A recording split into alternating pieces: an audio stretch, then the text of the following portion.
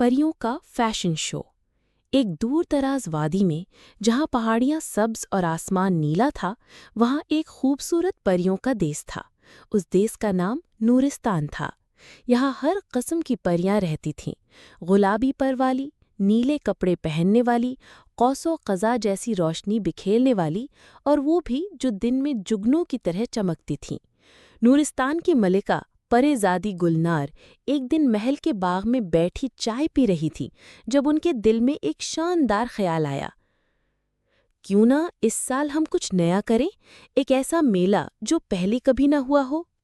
وزیر پری فرحت نے پوچھا، کیا مطلب ملکہ؟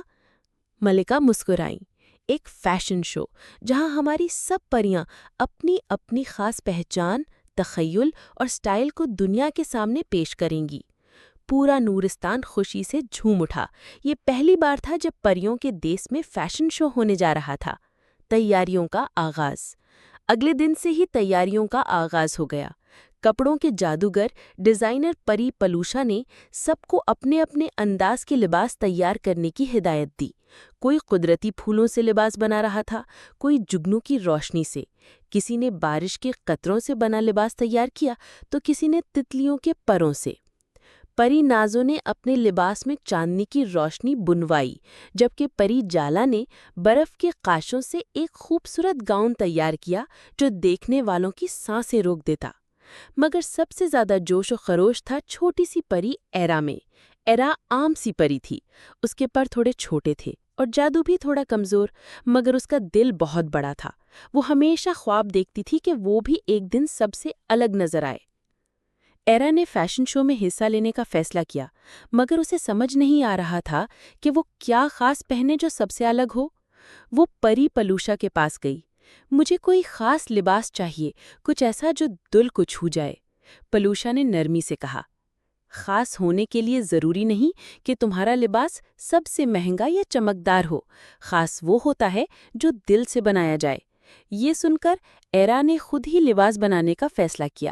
وہ جنگل گئی، درختوں سے گری نرم نرم پتیاں چنیں، چمکتے ہوئے کنکڑ، پانی کے موتی اور مکڑی کے جال سے نازک ڈیزائن تیار کیے۔ 3 دن اور 3 رات کی محنت کے بعد اس نے ایک خواب جیسا لباس بنا لیا۔ اس کا لباس نہ تو سب سے چمکدار تھا اور نہ ہی سب سے قیمتی، لیکن اس میں پیار، محنت اور تخیل کا جادو تھا۔ آخر وہ دن آ ہی گیا جس کا سب کو انتظار تھا۔ ملکہ گلنار، پری پلوشا اور جادوئی مخلوق پر مشتمل جوری نے اپنی جگہیں سنبھال لیں۔ اسٹیج رنگ برنگی روشنیوں سے جگمگا رہا تھا۔ آسمان سے قوس و قزح کی پٹیاں لٹکی ہوئی تھیں اور پورے نورستان کے باشندے جمع ہو گئے تھے۔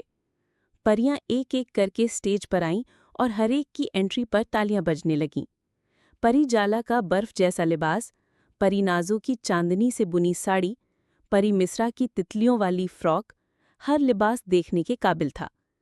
پھر باری آئی ایرا کی۔ سب کی نظریں حیرت سے کھل گئیں۔ ایرا کا لباس قدرت کے رنگوں سے جڑا ہوا تھا۔ وہ آہستہ آہستہ چلی جیسے زمین اور آسمان اس کے ساتھ جھوم رہے ہوں۔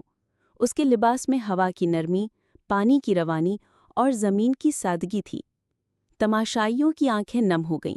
وہ صرف خوبصورتی نہیں، ایک کہانی بھی پیش کر رہی تھی، محنت، خواب اور خود پر یقین کی کہانی۔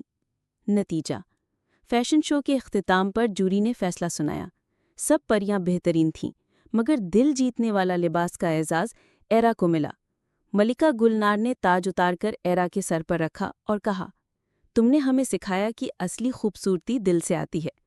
ایرا کی آنکھوں میں خوشی کے آنسو تھے۔ وہ جانتی تھی کہ اس کی محنت رنگ لائی ہے۔ اختتامیہ: